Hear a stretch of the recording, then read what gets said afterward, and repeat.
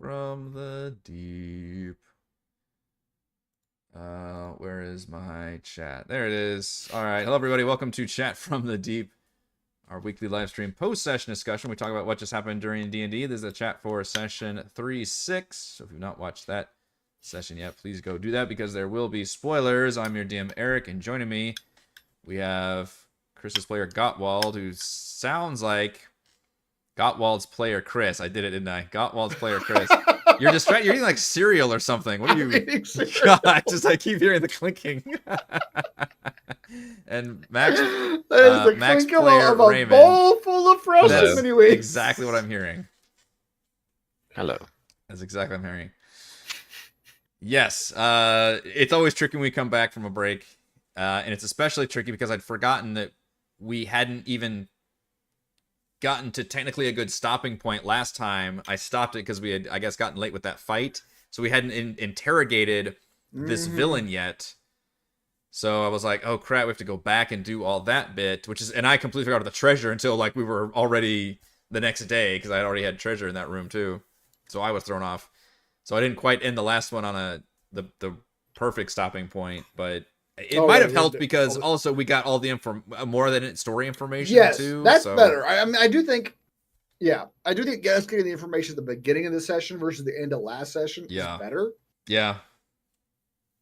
But it does make it awkward for you because you have to sort of like.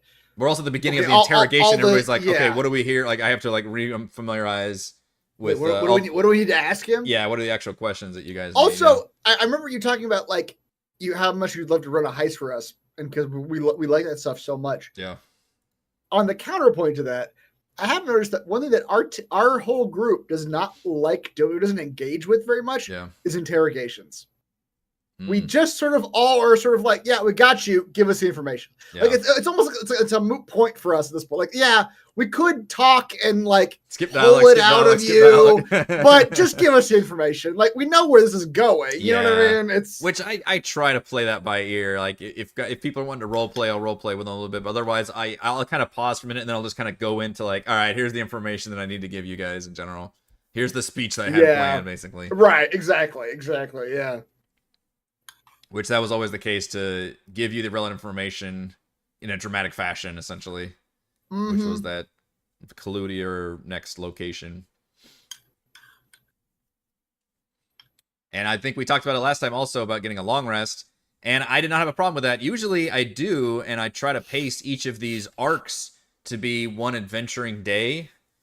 Yeah. But this one, and what's weird is we spent like a whole session without even combat at one point for this quest arc, right? The whole investigation had like no combat in it. But then we used a lot of resources in this warehouse section, a dungeon, I guess. And also we were down a player for both sessions in the warehouse. We were, yeah. So I think you guys ended up just going through a lot of resources, and I knew what was coming, so I was like, you know what? They've already even short rested a couple times, and I could bestow some kind of time constraint, but honestly, I could just let them short rest here. They're in a city. They know a safe spot. Like, and what that means is, had you guys not been able to long rest or not chosen not to, I would have probably scaled back the encounters you would be facing here. But since you guys did long rest, then I'm going with my full maximum, like, here's all the things you're going to hit. Which I do like that. Which is still... Yeah, go ahead. I like the idea of like okay, you long rest before the boss fight. You could really turn the boss fight up to 11 at that point. Yeah, because I know you guys have all your shit available, so that's kind of how I'm looking at it. I will say I'm still having to scale things from the original adventure because it's still for a higher level party. So there were mainly in the number of creatures that you are all encountering. Yeah, and that's all I had left to throw at you guys was this other area. I didn't bother with any other kind of street encounters or anything like that other than just like flavor stuff, so wasn't really a point of running those strictly. Right. I mean, yeah, we already did all that, and sort of like, yeah, we're just kind of getting from one point to the next in the investigation at this point, right? Yeah, we're getting towards the end of it, obviously. The cultist thing was an optional thing from the adventure. It's like, hey, if you want to put cultists here that could ramp up the like dramatic tension, it basically said that in the thing, otherwise it's empty. And I was like, Yeah. yeah, let's go ahead and do that. That sounds interesting, rather than just having it be empty. Mm-hmm. It's so funny. I specifically created this item on my own. Oh, really? This amulet, and you guys were like, all right, fuck this thing. And I was gonna have it be the key, cleverly, to the temple, because of course the guy would have the key to get in to, like, you know, the private office. And you guys were fuck this item. No, this is punishment, Eric, for you. You're fucking for my Storm King's Thunder campaign. I made you a fucking I made you a magic item. You fucking broke it in my face. Just to make a point. Just to make a point. Yep. Oh, so man. I mean, yeah, I mean, which is fair. Like this. Yeah, it was an evil item. We were all like, yeah, we don't want this. This is. Which I think was largely your logic back in Storm Kings. It was like, well, it's funny this that is like D&D does have mechanics for cursed items, right? Mm-hmm. So there's ways to do that. Obviously, you can do it dramatically, but like there's in-game ways where it's like, all right, we need to like cast the Identify spell or figure some way of like figuring out if this item is cursed. But both of us in those situations were like, no, just fuck this item. Yeah. So when you guys initially did it, I was like, fuck. I literally had no other option. I never even entertained the idea that they would literally throw the item away, and this was going to be literally the key to get into the dungeon. So that's when we made the joke about, well, no, of course we didn't throw the item away. I mean, I feel like as a DM, that's a big challenge of yours with us. Is like, when are we talking bullshit and when are we actually saying something that we're actually doing? Well, it depends on how, yeah, like, does it really matter? And in this case, I was like, it kind of does, but I could have come up with something on the fly and been like, oh, well, it just has another keyhole. But I like the idea of it being like, this is literally a boss key that's like used to get into the temple. And then that gave me an out for the creature attack, because I will go ahead and tell you this. My idea was that the creatures attack once you fuck with the cultists, and then you guys started playing. I was like, this is the one time that this party is going to act like non-violently. Now, Heather almost gave me an out where she was like kind of shoving people around a little bit and like backing them off. I was like, okay, I could count that as being like a grudge, because my whole thing was like, all right, these guys are like, yeah, they're kind of low ranking, like barely in the club, but they're still being like protected by the guardians or whatever. Yeah. Because I went back and forth on doing the body horror thing versus just having these guys come out of the sea as like guardians. So I was originally going to have that happen. If you guys scared them off or did some kind of spell or attacked them or something, they would just flee, and then these guards would come out of the sea. But then you guys started being like, oh, they're being all chummy, like this is crazy, but I really want to have these creatures. So I went back to my original idea at the last minute. I was like, let's do the body horror thing where all the guys like melt and come together and form it based on like the protective wards on the door. And maybe we'll come up with some and I even mentioned that, like, maybe because you weren't attuned to it or something is the reason. Yeah, why not? That's a logical reason. Yeah. Yeah. So it was, you had the key, but it still like activated the security system or something. Yep. So ultimately, that was why. Basically, those tentacle creatures are called scum. Are in this module. I've never seen those before. Well, they're only in this module. Okay. Should I originally say?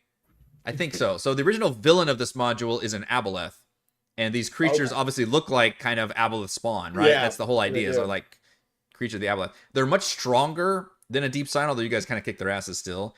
But they were the ones that were supposed to be all the guards in the warehouse area. So you're supposed to fight like 4 or 5 or 6 of these guys. Okay. And they all have, like a lot more hit points and everything than the Deep Scions.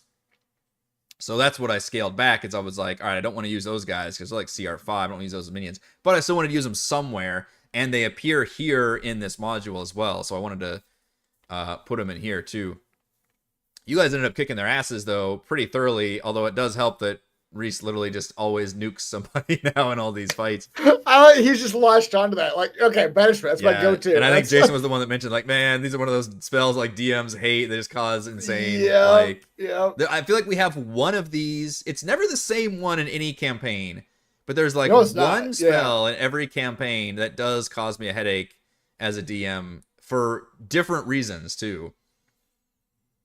It's either counterspell or it's fog cloud or it's slow, or it's banishment. Slow, yeah. But there's or silvery barbs, I guess. There's like Silvery something. Barbs, yeah. It's never the same spell, which credit to everybody. They never like stick to the same one, but right. If we're not just like what's the word where you just overuse just like, oh, this is like the meta knowledge of like, well, these are the best spells, I'm gonna take these. So I appreciate everybody does something different, but yeah, there's always something that's like, oh, this is the delete spell. Now I will say this one, obviously requires a save. It is concentration, so if enemies are smart, they should focus fire the person concentrating on it. But Reese has like a fucking 20 AC. Like, I know. And whatever his like con save is, it's ridiculous. Like, he's a tanky it's spellcaster. Like he's built for this. He's built for this. Like, he can literally concentrate, banish somebody, and then like there's just very little chance I'll be able to get them back. Yeah. His save's not too high though. His save's a 14, I think. You don't think a 14 is high? Well, Heather's is a 16. A saving throw? Yeah. Like their modifier? Right. Oh, you mean the DC? The DC, right? Yeah, that's right. I was thinking his con save for going. No. I mean, like with the save to actually not get banished. That's true. Yeah, his save is actually not that 14, high. Which is not. He has split his stats quite a bit to get that done. Yeah. So like his odds of getting it off aren't that great, but once he gets it off, you saw it took him 2 tries again, right? It did take him 2 tries, even with somebody with last time too. Yes. So it's which is both his spell slots. Like he can't use any more spell slots for the rest of this fight, which is crazy because it's a big ass fight. And he probably wish you had a banishment on somebody else. But, yeah. But I mean, yeah. So on the one hand, like it sucks, but on the other hand, like, well, what this means is all bosses are going to have at least some legendary resistance because I can't let them banish a boss. Yeah. They probably should anyway, right? For balance purposes. Right. Yeah. But everybody else I have to be prepared for this to happen. Yeah. But again, it's he only has 2 spells. I don't know. It feels like it's at least decently balanced. Yes. At least right now where it's taking him 2 fucking turns and 2 spell slots to get it off. And it's concentration, so he can't like put out his tentacles that's also a good move. Yeah.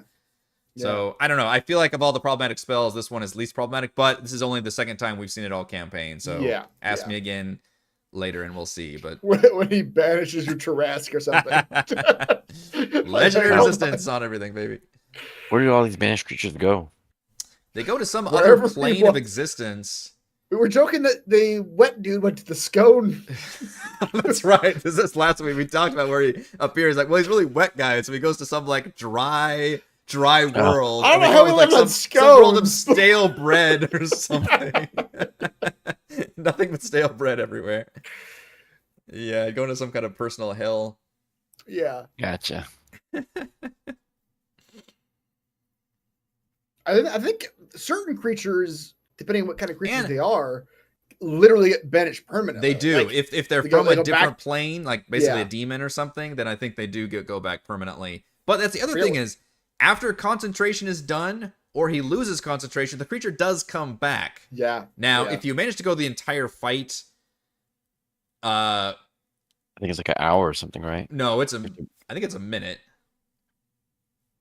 I'm pretty sure it's a minute. Hour would be pretty crazy. I think it's a minute. Yeah, because he did this to the Mr. Dory boss Ray last time, is he banished him, and then they were able to take out all the minions, and then when he appeared, everybody like got off their huge surprise attacks and basically took him out. So, yeah, it's a minute. Concentration up to a minute. Okay. Yeah. I'd almost be willing to just hand wave the fight away at that point, like because you guys. Can at so much damage. At that point, it would become kind of like perfunctory, even without using any kind of spell slots. We have to walk back and beat the crap out of one last scum. If you can effectively keep them down for the entire fight, then it is kind of like killing them. Yeah.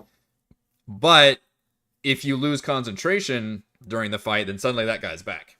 Yep. So it's technically not killing them. Reese is built for this. Reese is built for this, yeah. It's built to not lose concentration. Yeah, the bigger thing to me is that he did spend 2 spell slots to take basically one person down. Right. And that's like 2 4th level spell slots. So I don't know. To me, like you can do a lot of things with 4th level spell slots. So right. But yeah, ask me again later in the campaign. We'll see how bad it gets. Yeah. So that was those creatures. Then we get to the other tricky part, which Chris caused consternations for me. So I specifically, I for a second I literally thought like, oh, he has a prep for this area. No, because obviously, this is the only thing I had you guys left to do, so I'm prepped for all of this. I wasn't prepared for you to trigger the room yet because, and I'll tell you this, my initial plan, obviously you'd fight these guys, you'd move into the hallway as a group. I do my cool cutscene of speaking to you all in the voice. You open the curtain, and then he does that other line of, ripping you out, whatever. And then that's what triggers the floorboards. Oh, right. And all of that happens at once. So when you entered super early in the other fight, I'm sweating huge bullets going, oh shit, do I get to do my floorboard thing? Yeah. What all am I triggering here? How do I handle this? Does he see? Like, you made me like just go through all these motions really quickly. Because I couldn't do the floorboard thing because I wouldn't be affected necessarily. Right. Right. Yeah. So I immediately thought, okay, there's definitely don't want to do the floorboard thing because that kind of ruins that whole surprise. I do, and I didn't want to take it away from you, like kind of stealthing further in as a cloud, but this creature specifically can like speak through minds, detect minds, all this crazy shit. So he would be like one of the few who would be able to sense you guys coming. And in fact, I kind of teased it with he like speaking to you even before you went in there. Like he kind of broadcasted his whole speech. So I was like, all right, well, he sees you even though he's didn't expect you to be a cloud. Right. But I was like, shit, I don't want to trigger the hallway yet. So now I'm looking at the initiative going, okay, how do we time this out? How do we do everything? I'm even thinking, and there was a point where I was like, how much turn do you have left? Because I'm thinking like, when do I even roll initiative for these guys? Because I don't know if I'm prepared for them to enter the fight yet. So I was just sweating all kinds of bullets for this whole thing because I just was not expecting, which I should because Raven does this all the time, which is going deeper into the dungeon and triggering another fight when you're still fighting a fight. I love that, honestly. I love when a DM has such specific parameters and the players just immediately break the narrative parameters.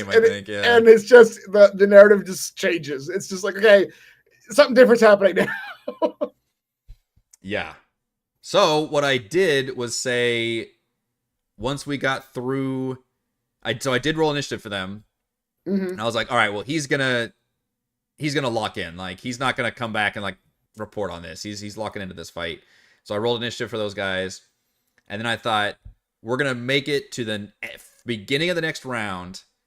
And that is when I'm gonna trigger the hallway battle and just hope that whoever's in there is in there. And bless it that half the party made it in the hallway before the end of that round. So I was able to at least do that part of it.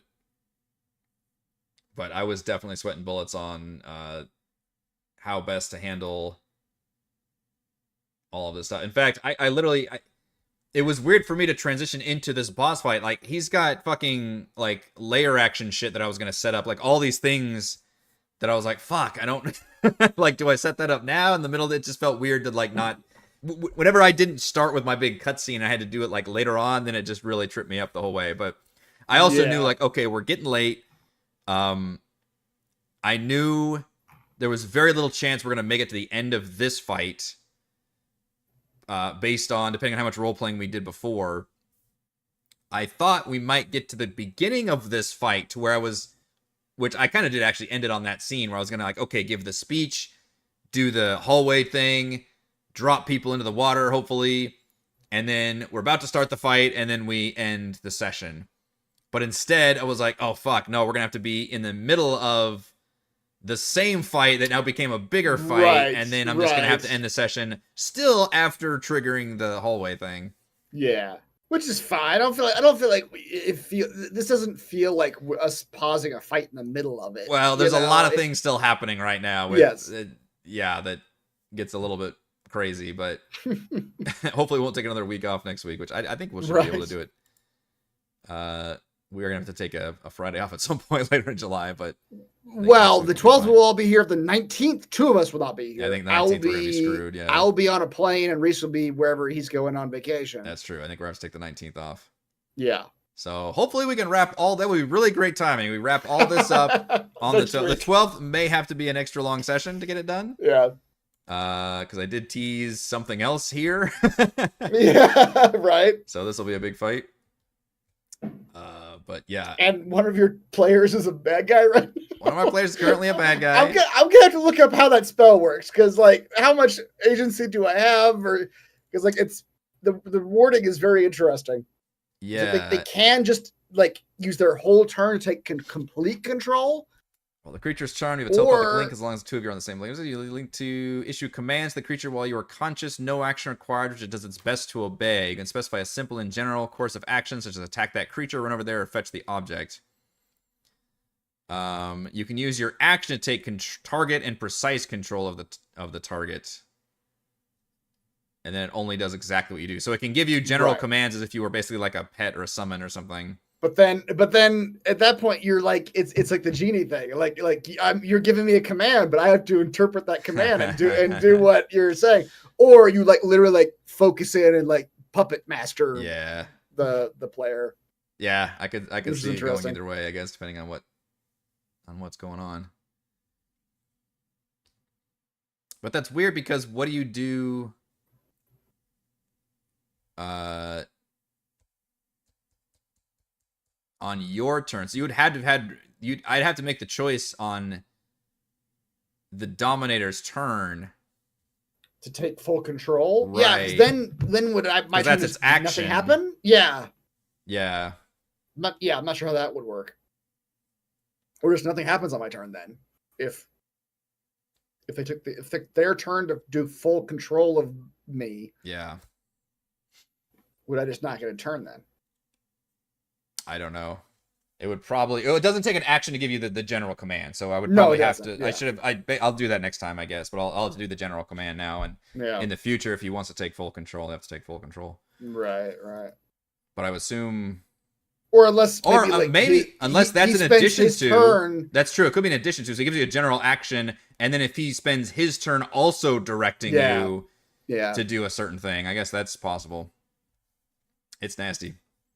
Yep, yeah, pretty bad. A super powerful warrior with a mental weakness. Not a good creature to go up against. No. Yeah, and you guys are all kinds of, like I said, I was prepared for this to be a hard fight, and I was like, oh fuck, they're starting this when they're still technically fighting the other fight. This is a little bit extra crazy. Yeah. But I'm looking forward to it. You guys have not honestly had a big, challenging boss fight in a long time. Because they're... Yeah.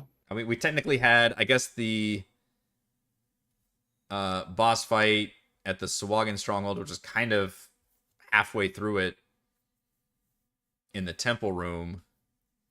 That was probably the last big boss fight we had. Yeah. I'm excited to use an actual, like, villain. Yeah. I feel like that's been a little bit lacking, partly on my fault as well, but this is an actual villain from Call from the Deep, so... Oh, really? This is an example of me using a module from Ghost of Saltmarsh and then incorporating, basically blending it together with Call from the Deep. So I literally just replaced the Aboleth villain with a Mind Flayer villain. Yeah. Nice. Okay. Jason asked earlier, how far are you through the campaign? I think I mentioned this on a patron update, but I want to say we're approaching probably 2/3. If I had to guess, I think once we get through this quest arc, I would probably say we're definitely more than 2/3. I mean, I would hope so. We're on what, 36? Jeez, yeah, we would. Or no, 2/3. Yeah, so we. That would only be 1/3 if it was another campaign, wouldn't it? Because we've been like 90 sessions. But I did want this to be shorter. So yeah, I think after this quest arc, we would probably be close to 2/3. Which would be, what, we'd have another half of this number of sessions left? If that's right. Yeah. It's hard to estimate. I haven't really looked at the full breakdown, and there's a part where it might depend on what the players all decide to do. But like, I don't know how long some of these other areas are going to take. But I will say we are looking, and something I've talked about for sure in the crafting streams and whatnots, is that my goal was to not do another 2-year-long campaign with this one. Yeah. Definitely do something that was closer to 12 to 18 months. Which, coming up on, gosh, I think August or September will be at the 1-year mark. Is that right?